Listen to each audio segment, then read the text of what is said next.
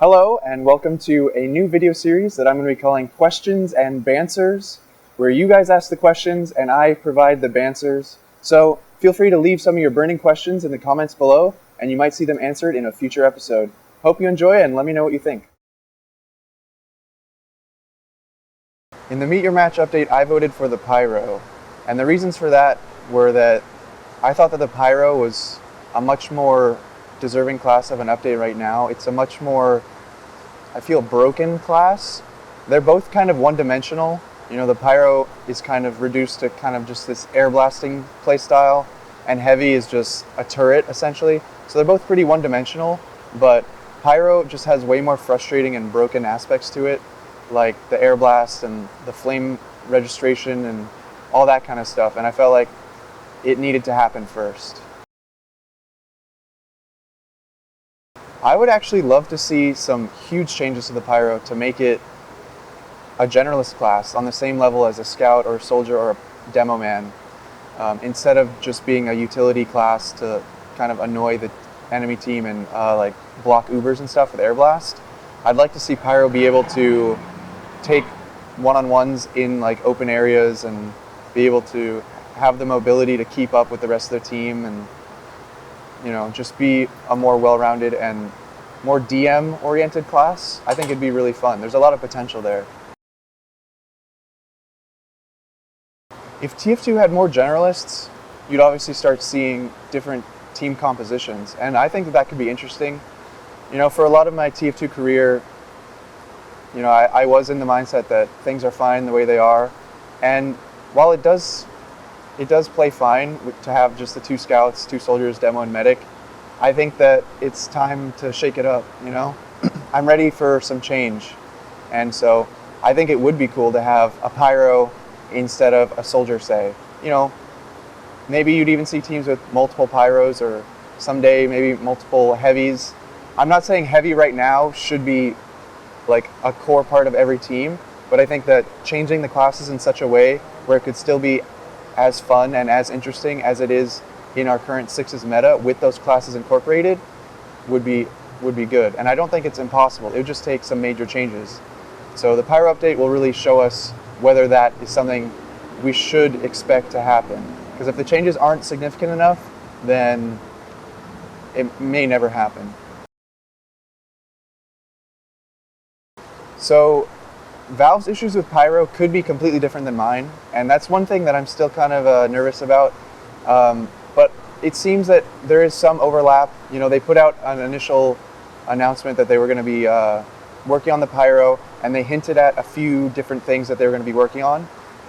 They linked to some community like bug reports and things like that, and a lot of that centered around the air blast calculations and like the flamethrower calculations too. Like, so a lot of the really technical stuff, and I think that fixing that stuff is a high priority because it's not really intuitive and it's frustrating, both of them. And if you were able to fix those, I think that Pyro would be a lot more enjoyable to play and play against.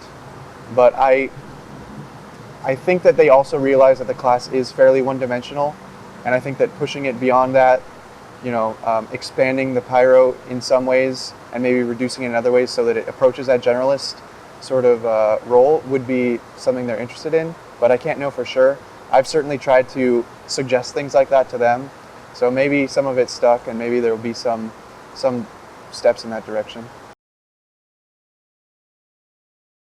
So the Pyro update is supposed to be one of the biggest updates in TF2 history, so there's a lot to look forward to, even if you don't really care about the Pyro stuff. It's going to have the matchmaking improvements that I'm really excited about. They're adding in an ELO system and placement matches, which should really help people that are new to competitive to get good, satisfying matches instead of just getting rolled. And it would also help, you know, more experienced players get high-level matches that are similar to their rank. So it'd be more fun for everyone, really. And hopefully a lot of people are going to flock to the competitive mode after that. I know I'm going to be trying to organize a lot of people to play it. I think this is going to be our best chance to really have the competitive matchmaking mode take off. Beyond that, there's also going to be a new campaign with probably tons of hats and cosmetics and contracts. You know, I like pubbing, so I don't mind it. I think it's an important part of TF2. A lot of other people in the competitive scene are, they don't care at all. But hey, at least there's other stuff like the balance changes that are coming, which are going to be pretty extensive. They're going to be pretty awesome, though. A lot of it is based on competitive feedback, which I think is the most exciting part about it. And they're pretty much making a pass on almost every item that's problematic in the game. And really, I think from my conversations with them, their approach is to really add more depth to the selections. There's going to be, right now there's a lot of classes that only have one truly viable and superior choice, but they want more items to be viable, and the things that are weak and uninteresting, they're trying to bring them up a little bit to be on par with kind of the standards that we have today.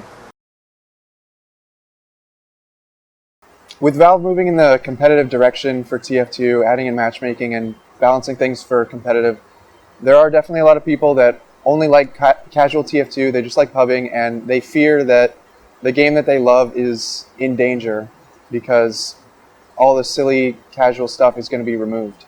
And I would like to put a lot of those fears to rest, because as far as I'm concerned, if you fix the game for 6v6, you're fixing the game for pubs. A lot of things that are broken in pubs are just as broken, if not more so, in competitive. And by reining those things in for a competitive mindset, you're also going to be fixing them in pubs. I think that a balanced game is a more fun game. So just making the game more balanced isn't going to hurt anyone's experience. Unless you really love broken stuff, but I think that having broken things in that are fun for you is at the expense of someone else. So just making things make more sense isn't really a bad thing.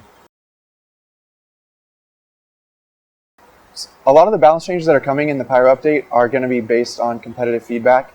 So we've been working towards this global whitelist in the competitive scene, where we've been narrowing down the whitelist, and a lot of the very broken weapons have been left out of the game, and only the ones that are, not game breaking or only change the game a little bit have been allowed. And it's worked pretty well for us. And one of the most valuable things about it is that we can really narrow in on a lot of the most broken weapons and create feedback that goes to Valve for them to change. So if you just look at the whitelist that we have now, things that are broken include things like Bonk, Criticola, GRU, things like that really shake up the game almost to a game-breaking point.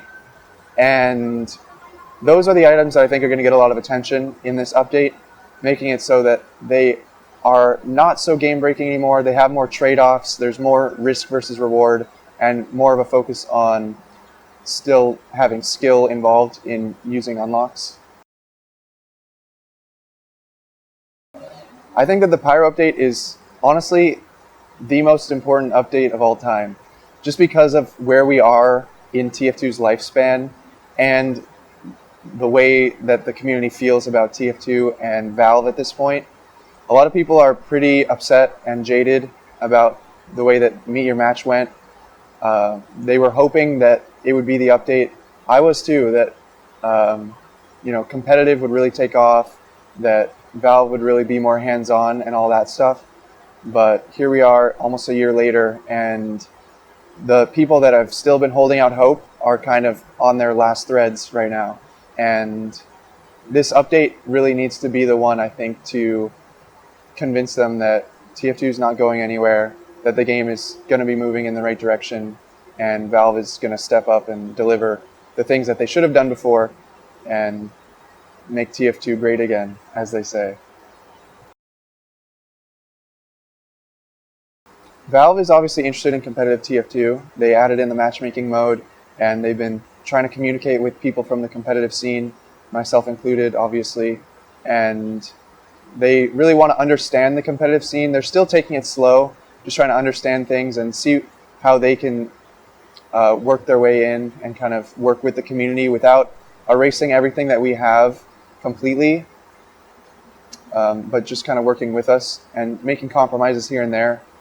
In the end, TF2 is Valve's game, so I think that us as a competitive scene, we have to be willing to make some concessions too. and we shouldn't be fighting Valve really. And I think that being more cooperative is the best way forward, and that will make them like us more and to, be willing to explore the things that we are upset about and things like that. I think that they know that there's a big potential for competitive TF2. They've done it with their other games, CSGO and Dota. They know how to make huge esports, and I think that they don't want to let TF2 disappear, and they also know that competitive in general, esports in general, is one way to really boost a game's popularity and to create a lot of loyalty within your fan base. So I think that that's something that they're not dumb about, they're just pretty slow about showing us what they truly want to achieve with the game. And hopefully the Pyro update will give us a lot more insight into that, take some steps forward in that, and hopefully get the community on board with it so that we can all start cooperating in the future. I have been lucky enough to be in contact with the Valve developers who are working on these big updates, and it all started a couple of years ago back, almost 2-3 years ago, I think. We went up to Valve headquarters to try and start a discussion about competitive TF2, which was when they announced the matchmaking mode. And then we waited a long time, and then out of the blue they contacted me, asked me to start beta testing the matchmaking mode. I was the very first subject chosen, I guess. And ever since those first few times that I've interacted with them, they've always been very, very interested in competitive feedback from me and from my peers. And they've always taken things with like an open mind, and they've always been happy to take feedback, even if it's very critical. And I've always appreciated that. And leading up to a lot of the updates, they've allowed me to offer a lot of suggestions about balance changes and things like that. Coming into this Pyro update, I wrote like 6 pages of suggestions to them, and they read through all of it and gave me some feedback on that and shared some of their ideas too. So there was a nice conversation going on. But obviously, they're busy people, and I'm not going to be bothering them all the time. So I just kind of let them do their thing, and then when we happen to be in a conversation, we'll try and get the most out of it. But I'm not part of the TF2 team. I'm just trying to give them valuable feedback and insight into the competitive scene. And for the most part, I'm just trusting them to do their thing. And from what I've seen, they actually have a pretty good idea about how to change TF2 and how to improve the game and how to incorporate feedback. It just takes a long time because of their limited resources. So that's a shame, but I really do think that the TF2 team has what it takes to keep improving TF2. I really would have thought that the Pyro update would have come out by now. After they announced it during the Meet Your Match update and the voting happened, and then they said the Pyro is going to get the next pack, I was like, all right, a couple months from now, we'll be rocking some new Pyro gear and it's going to be awesome. But here we are almost a year later, 10 months later, and it still hasn't come out. I reached the point a little while ago where I just stopped expecting it. For a while I was really giddy. I was like, it's going to come out next week. I know it has to happen soon. It's taken so long. It must be ready, right? But at this point, that's not how I feel anymore. Though then again, some little hints have been being dropped recently that it's right around the corner again. So, I mean, we are coming up on that 1-year mark since the Meet Your Match update. So I think if it didn't come out by July, people would be pretty upset.